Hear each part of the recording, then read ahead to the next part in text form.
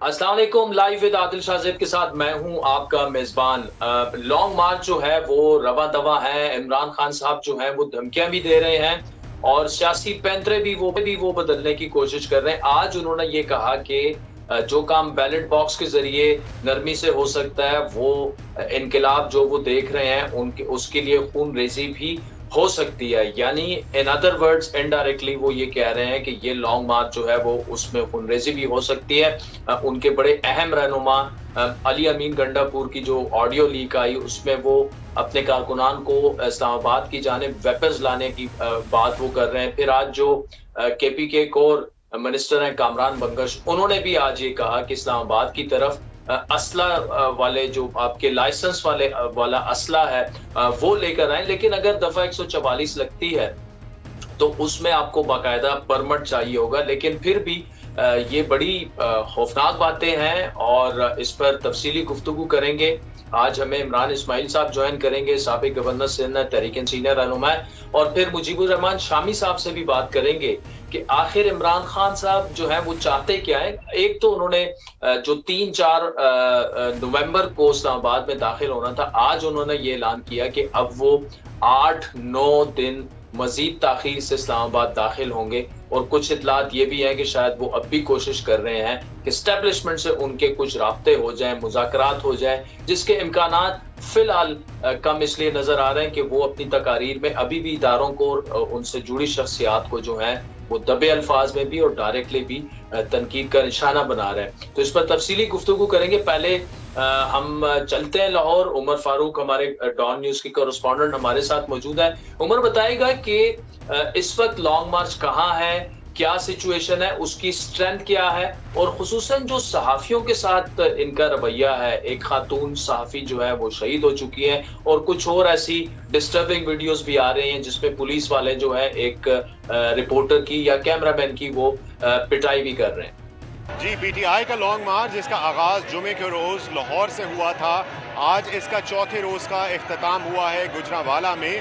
और इमरान खान के जो काफ़िला है उसकी रफ्तार जो है वो बहुत सुस्त रहती है और एक ख़ास मैक्सिमम टाइम है जिसके अंदर वो ट्रैवल करते हैं। 11 बजे का अमूमी तौर पर जो है मुख्तलिफ मुकामात पर वक्त दिया जाता है लोगों को, लेकिन इमरान खान जो है वो तकरीबन 1 से 1:30 बजे के करीब आते हैं और उसके बाद जो है दिन की रोशनी में ये कोशिश होती है कि काफ़िला जो है वो ख़त्म हो जाए।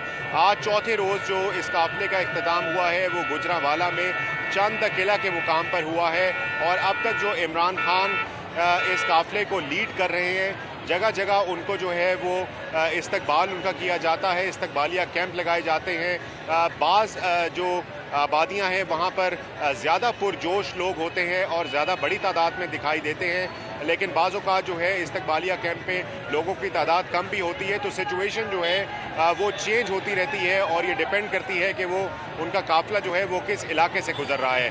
तो गुजरांवाला के बाद उनकी अब अगली मंजिल कल जो है वो वज़ीराबाद होगी और गुजरांवाला से जो इस लॉन्ग मार्च का आगाज़ 5वें रोज़ होगा वो वज़ीराबाद पहुँचेगा और फिर वज़ीराबाद के बाद ये जो है काफ़िला गुजरात जाएगा। गुजरात के बाद झेलम से खारियाँ और खारियाँ से गुजर खान से होता हुआ अपनी आखिरी मंजिल जो है इस्लामाबाद तक पहुँचेगा। जहाँ तक ताल्लुक़ है सिंध का, आज़ाद जम्मू एंड कश्मीर का और गिलगित बल्तिस्तान का और खैबर पख्तूनख्वा का, तो जनूबी पंजाब से जो काफ़िले हैं वो जब काफ़िला ये जो मरकज़ी है इमरान खान की लॉन्ग मार्च ये जब इस्लामाबाद पहुँचने वाला होगा तो जनूबी पंजाब का काफ़िला जो है वो 1-2 रोज़ काबुल पहुँचेगा और सिंध का काफ़िला जो है वो मुख्तलिफ जो है अपने मकामात से होता हुआ जो है वो इस्लामाबाद पहुँचेगा। और वो मुमकिना तौर पर आज कुछ लोग निकले हैं और कल कुछ लोग जो हैं वो सिंध के लिए निकलेंगे। तो ये इस वक्त रूट है, लेकिन इस बात का भी इम्कान पीटीआई की जानिब से जाहिर किया जा रहा है कि हो सकता है कि वो जुमे के रोज़ ना पहुंच सकें इस्लामाबाद और हो सकता है कि ये जो लॉन्ग मार्च है इमरान खान का ये इस्लामाबाद में हफ्ते या इतवार को भी दाखिल हो सकता है। तो इस बात को भी जो है वो रद्द नहीं किया जा रहा। ओवरऑल जो इंतज़ामात हैं पीटीआई के वो यही हैं कि जो उनके साथ लोग यहाँ पर चल रहे हैं, उनका जो है वो क़यामत आम का इंतज़ाम जो है वो ज़्यादातर लोगों ने जो है वो खुद किया है। और इसके साथ साथ जो है आज पहला स्टे होगा इमरान खान का जो वो गुजरांवाला में करेंगे। इससे कबल जितने भी दिन इस लॉन्ग मार्च ने गुजारे हैं वो लाहौर वापस अपनी रिहाइश का ज़मान पार चले जाते थे, क्योंकि लाहौर से उसका फासला जो है वो कम होता था। तो इसके साथ साथ इस जो लॉन्ग मार्च का ये जो जीटी रोड का रूट है इमरान खान का, इसको पीटीआई ज़्यादातर मोबिलाइजेशन कैंपेन का हिस्सा करार दे रही है। उनका ये ख्याल है कि ये जो इस्तकबालिया कैंप पर लोग नज़र आते हैं बड़ी तादाद में, ये जाहिर है कि इनमें से सारे जो हैं इस लॉन्ग मार्च का हिस्सा नहीं बन जाते, कुछ रह जाते हैं। लेकिन जिन लोगों को इमरान खान जो है मोटिवेट कर रहे हैं जीटी रोड से मुख्तलिफ रास्तों से गुजरते हुए, उनको ये उम्मीद है कि ये लोग अपने इलाकों से जो है वो निकलेंगे जब इस्लामाबाद ये लॉन्ग मार्च पहुंचने वाला होगा और इस लॉन्ग मार्च का हिस्सा बन जाएंगे। तो इमरान खान एक बड़ी तादाद जो है वो एक्सपेक्ट कर रहे हैं इस्लामाबाद में। आज एक नाखुशगवार वाक़या जो है वो कामुकी में भी पेश आया, जब पुलिस ने जो है वो तशद्दुद का रास्ता इख्तियार किया सहाफ़ियों पर और एक कैमरामैन से बहुत ज़्यादा जो है उसको मारा पीटा गया पुलिस की जानिब से और उसके कैमरे को भी नुकसान पहुंचाया गया, जिस पर पंजाब हुकूमत ने एक्शन लेते हुए उस SHO को जो है वो मुअत्तल कर दिया और इंक्वायरी जो है उस वाक़े की अब जारी है। जी शाहज़ेब। नाज़रीन, उमर फारूक हमारे साथ मौजूद थे, बहुत शुक्रिया। उमर फारूक लाहौर बेरो से हैं, लेकिन इस वक्त लॉन्ग मार्च के साथ वो सफ़र कर रहे हैं गुजरांवाला में। हमारे नुमाइंदा ख़ुसूसी रियाजुल हक ने इस्लामाबाद से हमें ज्वाइन किया। रियाज, इस वक्त इस्लामाबाद का जो एक रेड जोन था वो एक्सटेंड कर दिया गया है F7 और G7 तक। एक तो व्हाट डज दैट मीन, और दूसरा आपको तैयारियां क्या नजर आ रही हैं? आप आज सारा दिन फील्ड में थे और इस्लामाबाद की मुख्तलिफ मकामात पर आप गए, क्या देखा आपने वहाँ पर? जो लॉन्ग मार्च का जो काफ़िला जो लाहौर से रवाना हो चुका है वो तकरीबन कुछ दिनों में जब यहाँ पहुँचेगा जेलम और उन तमाम रास्तों से होता हुआ जब इस्लामाबाद में दाखिल होगा, तो सबसे पहले जो टी चौक है यहाँ से गुजरता हुआ वो दाखिल होगा। तो यहाँ हमें फ़िल वक्त किसी किस्म की कोई रुकावट वगैरह, पुलिस की डिप्लॉयमेंट वगैरह नज़र नहीं आ रही।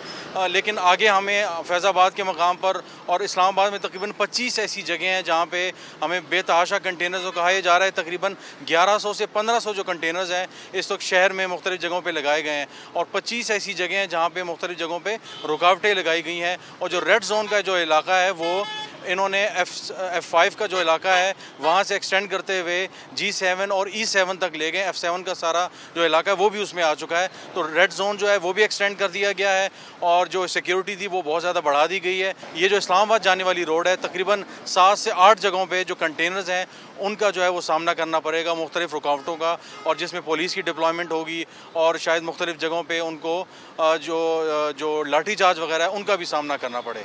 इस वक्त हम मौजूद हैं उस जंक्शन पे जिसको फैज़ाबाद कहा जाता है और बहुत से जो इस्लामाबाद में धरने वगैरह जलसे वगैरह हुए उसका जो एंट्री पॉइंट जो बनता है इस्लामाबाद की हदूद में वो फैज़ाबाद कहलाता है। और इस वक्त मेरे अकब में आप देख रहे होंगे ये वो जगह है और ये ग्रीन बेल्ट, ये सारी जगह आपको पुलिस एहलकार, FC के एहलकार अलर्ट नज़र आ रहे हैं। गो के 4-5 दिन जैसा कि मैंने पहले भी कहा कि मौजूद है, अभी वक्त है मौजूद है, लेकिन उसके बावजूद सारी जो पुलिस है, इस्लामाबाद की पुलिस है, जो रेंजर्स वगैरह हैं, जो FC एहलकार हैं वो अलर्ट हैं। और ये फैज़ाबाद वो मकाम है जहाँ पे हमने मुख्तलिफ धरनों और मार्चेज़ में देखा कि ये वो जो पॉइंट है जहाँ से गुजर के इस्लामाबाद की हदूद में दाखिल हुआ जाता है। तो ये पहला वो पॉइंट होगा जहाँ पे रुकावटों का सामना करना पड़ सकता है। और हमें जो मुख्तलिफ जगहों पे जो कंटेनर है इस चौक में, इस एरिया में तकरीबन कोई 60-70 कंटेनर जो हैं वो उन्होंने रखे हैं हुकूमत ने, और तकरीबन ज़ाहिर है हर तरफ से इसको बंद किया जाएगा ताकि मरी रोड की तरफ से जो ट्रैफिक आ रही है या जो टी चौक की तरफ से जो ट्रैफिक आ रही है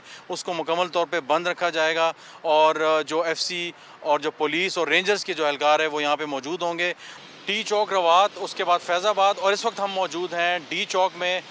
ये वो अहम जंक्शन है, आपके जहन में होगा कि जब भी इस्लामाबाद में छोटे या बड़े मुजाहरे होते हैं तो चाहे वो नेशनल प्रेस क्लब से हों या इस्लामाबाद के बाहर से शुरका जब आते हैं तो वो डी चौक जाने की कोशिश करते हैं, क्योंकि ये वो मकाम है जो मेरे अकब में आप देख सकते हैं कंटेनर्स की एक पूरी जो है एक लाइन बना दी गई है। इसके सामने हमें पंजाब पुलिस और जो एफसी और इस्लामाबाद पुलिस के जो एहलकार हैं वो बिल्कुल चाको चौबंद नज़र आ रहे हैं। और इससे आगे जो तमाम रास्ता है जो डी चौक की तरफ जो पार्लियामेंट और जो सदर हाउस की तरफ जाता है और जो उसके बाद सुप्रीम कोर्ट और जो अहम बिल्डिंग्स हैं शाहिरा दस्तूर पे, उस तरफ ये रास्ता जाता है। और जो पीटीआई का जो पिछला जो सिट इन हुआ था जो बहुत ज़्यादा लंबा था वो भी यहीं पे हुआ था, लेकिन इस दफ़ा ज़ाहिर स्ट्रेटजी ये है कि G7 0 पॉइंट से लेकर E7 तक जो रेड जोन है वो एक्सटेंड किया गया है। 14 से 15 हज़ार जो पुलिस एहलकार हैं, सिंध पुलिस के एहलकार हैं, एफसी हैं और जो रेंजर हैं, इस्लामाबाद पुलिस के एहलकार, ये सब मिलकर एक पूरी जो है मुख्तलिफ़ किस्म की लेयर्स बनाई गई हैं, एक कोहेजन के साथ, एक दूसरे के साथ कोऑर्डिनेशन के साथ, मुख्तलिफ़ जगहों पे कंटेनर्स के साथ जो है इसके पीछे ये लेयर्स बनाएंगे।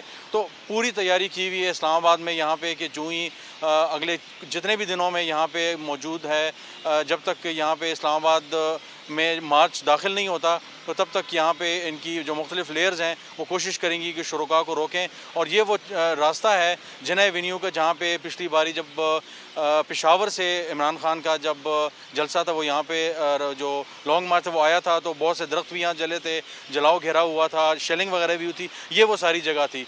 लेकिन इस दफ़ा की ज़ाहिर स्ट्रेटजी है कि ये सारा जो बाहर का भी एरिया है वो सारा रेड जोन में आएगा, तो इस वक्त इसको ब्रीच करना बहुत मुश्किल होगा। चिराज, बहुत शुक्रिया। हमें इस वक्त ताज़ा तरीन जो इस्लामाबाद की सूरत हाल है नाजरीन, रियाजुल हक हमारे स्पेशल कॉरेस्पॉन्डेंट हैं, वो हमें बता रहे थे। इस वक्त तहरीक इंसाफ के रहनुमा साबिक गवर्नर सिंध इमरान इस्माइल साहब हमारे साथ मौजूद है। इमरान इस्माइल साहब, पहले तो मैं आपसे यही जो खान साहब की आज स्टेटमेंट है और बड़ी I am a bit concerned about it कि वो कह रहे हैं कि जी इनकलाब आता वो देख रहे हैं 6 महीनों से, वो बैलेट बॉक्स के जरिए भी आ सकता है लेकिन खूनरेजी के जरिए भी वो आ सकता है जो कि तबाहकुन होगा।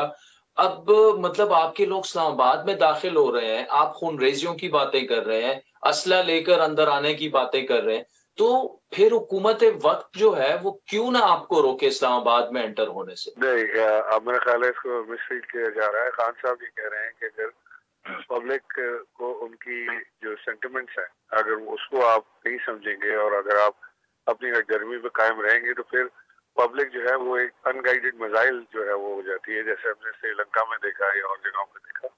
तो वहाँ पे पब्लिक फिर वो करती है जो उसकी समझ आती है, क्योंकि उसको लीड करने वाला फिर कोई नहीं होता। और इस वक्त दो ऑप्शन है कि नंबर 1 ये कि एक सॉफ्ट इनकलाब जो वोट के जरिए है और ये इलेक्शन हो, पब्लिक को उनका हक राय इस्तेमाल करने दिया जाए, वो जिसे चाहते हैं उसे मुल्क की भागदौड़ उसके हवाले करें और उसके बाद मुल्क को आगे ले जाया जाए, या फिर वो अनगाइडेड मिसाइल की तरह पब्लिक को दिया जाए तो जो मर्जी वो करे, वो कभी कहीं चढ़ाई कर दे, कहीं कुछ हो जाए, वो मुल्क के लिए भी खतरनाक होगा। और जाहिर है कि हमारी जो मुल्क की इकोनॉमी है वो तो ऑलरेडी बैंकरप्सी की तरफ जा रही है, तो बिल्कुल शटर हो जाएगी। नहीं इमरान इस्माइल साहब, ये जो आप अनगाइडेड मिसाइल्स की बात कर रहे हैं, इसको गाइड करना तो हुकूमत वक्त का और सिक्योरिटी इदारों का काम है। देखिए आप बार बार आप लोगों के जो बड़े अहम रहनुमा है, उमर अमीन गंडापुर जो है, अली अमीन, उसके साथ जो कामरान बंगश है, उन्होंने भी यहाँ तक कहा कि हम लोग असला लेके आ रहे हैं, अपने लोगों को बाकायदा पैगामात भिजवा रहे हैं। ये तो आप बड़ी खतरनाक तरफ इस मामले को लेके जा रहे हैं, तो हुकूमत क्यों ना आपको रोके इस्लामाबाद में एंटर होने से? नहीं, देखें, इन्होंने पूरे इस्लामाबाद को ही रेड जोन बना दिया। ये तो कोई बात नहीं हुई कि राना सनाउल्लाह जो है वो लाइसेंस असले के साथ वाले अपने पीछे पुलिस और सादा लिबास में लोगों को लेके फिर सकते हैं, दूसरा कोई लाइसेंस असला वाला अपनी सिक्योरिटी के लिए नहीं ला सकता। ये कौन से मुल्क का कानून है?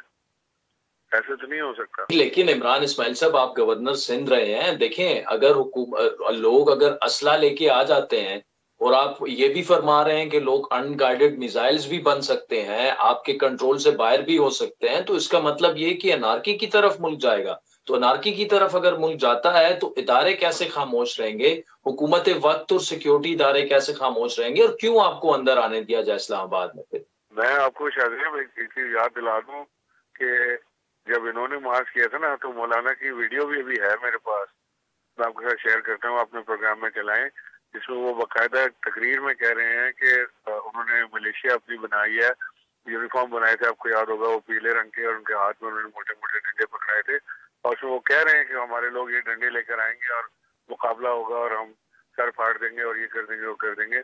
उसके बावजूद हमारी हुकूमत ने इनकी जो लॉन्ग मार्च थी उसको उन्होंने वेलकम किया। हमने कोई एक लाठी चार्ज नहीं की, कोई हमने वो नहीं चलाया, टीयर गैस नहीं चलाया, कोई आंसू गैस नहीं हमने चलाई, कुछ नहीं किया हमने उनको बिल्कुल एक जमहूरी तरीके से वेलकम किया। 4 या 5 लॉन्ग मार्च हुई है हमारी हुकूमत में।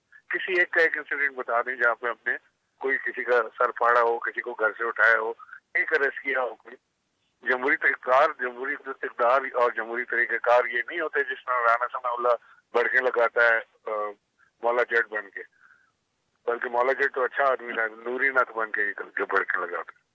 अच्छा, ये बताइएगा, अभी तो इस वक्त आप हाला में और खान साहब को अगले दिन 2 में ज्वाइन करेंगे। खान साहब ने पहले 3-4 नवंबर को एंटर होना था इस्लामाबाद। इस वक्त वो कह रहे हैं कि 8-9 मजीद दिन लग सकते हैं। क्या इसका मतलब ये है कि आप चाहते हैं कि एस्टेब्लिशमेंट से मुज़ाकरात हों, कुछ समझौता हो पाए, कुछ ले कुछ दे के मामला तय पा जाएं और आपका लॉन्ग मार्च इस्लामाबाद एंटर होने से पहले ही खत्म हो जाए? देखिए, जिस शख्स का नाम इमरान खान है ना, मैं उसको अब 30 साल से जानता हूँ और मुझे ये पता है कि वो सीक्रेट रखने वाला या कॉन्स्पिरेसी थ्योरी वाला आदमी है ही नहीं। कॉन्स्पिरेसी थ्योरी नाम की चीज के पास है नहीं। जिस दिन कोई चीज ऐसी होगी कि कोई मुज़ाकरात होंगे या वो कोई बैकडोर चैनल से कोई राब्ता खुलेगा, आपको उसी दिन पता चल जाएगा। वो अपनी तकरीर में ही कह देंगे, वो आवाम के साथ शेयर करने पे यकीन रखते हैं। वो ये बैकडोर और ये इस तरह के काम के आवाम को आके लगा के पीछे से कोई और काम वो करने वाला आदमी नहीं है। ये मैं आपको यकीन दिला रहा हूँ इस चीज। यानी आप ये कह रहे हैं कि इस वक्त आपके एस्टेब्लिशमेंट से ना कोई राब्ते हैं, ना मुज़ाकरात हो रहे हैं, ना हुकूमत वक्त से कोई राब्ते या मुज़ाकरात हो रहे हैं? Not to my knowledge. अगर नीचे लेवल पे कोई खुद से कर रहा हो पर्सनली तो मैं नहीं कह सकता, लेकिन जो पार्टी की हायरार्की है उस लेवल पे तो मेरी नॉलेज होनी चाहिए। तो फिर ताखीर की वजह क्या है? अगर आपने 4 नवंबर को पहुंचना था तो पहुंचे 4 नवंबर को। 8-9 दिनों की ताखीर की कुछ तो वजह होगी। देखें, जो हमारी एक्सपेक्टेड पेस थी उससे हम बहुत स्लो हैं, क्योंकि अवाम इतनी ज्यादा निकली हुई है और वो कंटेनर के साथ चलते हैं। 2 किलोमीटर पर आवर या 3 किलोमीटर पर आवर से हम ट्रेवल नहीं कर पा रहे अब तक एवरेज। तो अगर इस एवरेज से हम निकले हैं तो हमें तो काफी टाइम लगेगा। तो उसके हिसाब से खान साहब ने ये बात। अच्छा, एक बड़ा संजीदा सवाल। एक तो एक खातून सहाफ़ी शहीद हुई लॉन्ग मार्च के दौरान, जितनी भी उसकी मजम्मत की जाए कम है, और उनकी कुछ वीडियोस भी वायरल हुई जिसमें वो लॉन्ग मार्च पर तहरीक इंसाफ की तनकीद भी कर रही है। साथ ही कुछ और बड़ी डिस्टर्बिंग वीडियोस 1-2 सहाफ़ियों की कि जिन्हें पुलिस उनकी पिटाई कर रही है। तो ये क्या स्ट्रेटेजी है? आप किस तरह सहाफ़ियों की जो हिफाजत है वो एटलीस्ट लॉन्ग मार्च में बतौर जमात इंश्योर कर सकते हैं? जो हमारी सहाफ़ी बरादरी है वो ऑलरेडी इस वक्त बड़े कर्ब से और बहुत सख्त माहौल से गुजर रही है। अर्शद शरीफ के मर्डर के बाद फिर इमरान रियाज खान का पाकिस्तान छोड़ना, मोहित पीरजादा का पाकिस्तान छोड़ना, निशान नहीं कर रहा है कि जर्नलिज्म के ऊपर एक काला दौर इस वक्त चल रहा है। अंडर प्रेशर परफॉर्म कर रहे हैं और उसके बावजूद जो लोग ये जुर्रत कर रहे हैं, क्योंकि इस वक्त तो सच बोलने पे मनादी है, पाबंदी है, जुर्म है उस मुल्क में सच बोलना। अगर आप सच बोलेंगे तो आपको जेल डाल दिया जाएगा, आपके कपड़े उतार दिए जाएंगे, आपके साथ वो काम किया जाएगा कि आपने कभी जिंदगी भी नहीं सोचा होगा। तो इस माहौल के अंदर भी जो जर्नलिस्ट अपनी कोशिश कर रहे हैं, अपनी जान की परवाह ना करते हुए लगे हुए हैं, मैं उन सबको बहुत मशकूर भी हूँ, उनको सलाम भी करता हूँ, क्योंकि वाकई इंतहाई सख्त वक्त है। कल जो वाक़या हुआ उसका हम सबको दिल से बड़ा अफसोस है। वो एक बड़ी ज़बरदस्त रिपोर्टर थी। मैं जब पहले दिन हम धरना कह रहा हूँ, जब हम पहले दिन इसमें रैली में थे तो मैं मुलाकात भी हुई थी उससे, तो वो खान साहब का इंटरव्यू करना चाहती थी। तो लेकिन बहुत ही अच्छी और बहुत ही सुलझी हुई खातून, अच्छी रिपोर्टर जो इस अल्लाह हादसे में उनकी जान से नहीं हुई, उसके लिए हमें बहुत अफसोस। इस वक्त सीनियर सहाफ़ी और तजज़ियाकार मुजीबुर रहमान शामी साहब हमारे साथ मौजूद हैं। शामी साहब, बहुत शुक्रिया। पहले इमरान खान साहब ये कह रहे थे कि 3-4 नवंबर तक वो दाखिल होंगे इस्लामाबाद में। अब वो ये कह रहे हैं कि तकरीबन 8-9 दिन शायद उनकी ताख़ीर हो जाए। ये बताइएगा कि क्या कोई एस्टेब्लिशमेंट से उनके मुज़ाकरात या राब्ते या किसी किस्म की मतलब कुछ डील होने की कोई भी चांसेस हैं, कोई थोड़े बहुत? तो उन्हें कई दिन लग सकते हैं इस्लामाबाद पहुंचते हुए, और ये भी हो सकता है कि वो खुद भी ताखीर कर रहे हों कि इसको नतीजा खेज बनाया जाए। अगर कोई राब्ते कहीं हैं तो उनका नतीजा निकल सके, इसलिए उन्होंने अपनी रफ्तार जरा सुस्त कर दी हो। तो कई बातें हो सकती हैं, लेकिन फ्री कैन में से कोई भी बराह रास्त राब्तों का इकरार नहीं कर रहा। उनका कहना यह है कि राब्ते जो हैं वो बैक डोर चैनल है, और खान साहब की कोशिश है कि राब्ते जो हैं उन लोगों से हों जो मौसर हैं, जिनके पास ताकत है। वो एस्टेब्लिशमेंट पर अपना दबाव बढ़ाना चाहते हैं और बराह रास्त हुकूमत से बातचीत करने पर तैयार नहीं है। उन्होंने ये भी कहा, पूछा है शहबाज शरीफ से कि आप हैं कौन, आपके पास ताकत क्या है, आपकी हैसियत क्या है कि जो मैं आपसे बातचीत करूं। इसलिए उनका सारा जोर जो है वो ऐसा माहौल पैदा करने पर है कि एस्टेब्लिशमेंट की तरफ से दबाव बढ़े और उनकी बातों का नोटिस लिया जाए, और जो वो धमकियां दे रहे हैं और जिस सूरत हाल का खदशा जाहिर कर रहे हैं या वार्निंग दे रहे हैं, और उससे घबरा कर कोई उनके हक में कोई मदाखलत हो जाए। फिलहाल तो उनकी स्ट्रेटेजी नजर यही आती है। ये शामी साहब, आप जिस जानिब इशारा कर रहे हो, आज इमरान खान साहब की जो ट्वीट है वो भी अगर उठा के देखें तो वो जी इनकलाब लाना चाह रहे हैं और कह रहे हैं कि खून रेजी भी हो सकती है। अब ऐसे में जब वो खुद कह रहे हैं तो क्या जो रियासत है, हुकूमत है, वो क्या हाथ पे हाथ रखकर उन्हें ऐसा करना मुनासिब होगा? उनको इजाजत देना ठीक है, जमहूरी हक है इमरान खान का एहतजाज करना, लेकिन अगर वो खुद कह रहे हैं और हुकूमत फिर ये कह रही है कि देखें ना जी, हम तो कह रहे हैं कि इनका जो है वो खूनी इनकलाब लाना है, इनका जो असल में इरादा है, तो क्या उन्हें इजाजत दे देनी चाहिए खान साहब को कि वो आ जाएं इस्लामाबाद? देखें, अगर हजारों लोग जो हैं, लाखों ना भी हों, तो कहीं दाखिले की कोशिश करेंगे इस्लामाबाद में और तसादुम होगा, तो फिर नतीजा जो है वो कुछ भी निकल सकता है। तो इस वक्त खान साहब का जो लहजा है और आज जो ट्वीट उन्होंने की है, उससे तो ये मालूम होता है कि उनको कुछ हाथ आ नहीं रहा, कुछ सिरा मिल नहीं रहा कि किस तरीके से वो अपने मार्च को नतीजा खेज बनाए। इसलिए अब वो एक खूनी इनकलाब की बातें करने लग पड़े हैं। हालांकि खूनी इनकलाब जो है वो एक दस्तूरी जिद्दोजहद के नतीजे में नहीं आया करता, और खूनी इनकलाब अगर आएगा तो उसका निशाना कौन कौन बनेगा, ये कहना जो है यानी आसान भी है और मुश्किल भी है। खान साहब जो है, अगर वो उस खूनी इनकलाब की बात करेंगे तो उसका निशाना वो खुद भी बन सकते हैं, दूसरे भी बन सकते हैं। तो पाकिस्तान के जो अदारे हैं, जो पाकिस्तान का स्टेट स्ट्रक्चर है, उसमें अभी इतनी सख्त बाकी है। अभी आपने देखे तालिबान जो है, उनकी जो कोशिश थी वो भी तो खूनी इनकलाब ला रहे थे ना, उसको गैर मौसर बनाया गया है।